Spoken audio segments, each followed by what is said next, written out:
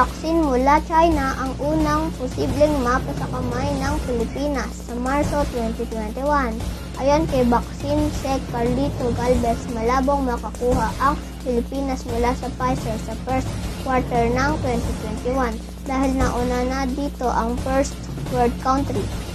Ayon kay Galvez, mga third to fourth quarter pa ng 2021 makakakuha ang Pilipinas ng Pfizer pero malapit nang magkapirmahan ng kontrata ang China at Pilipinas para sa Sinovac.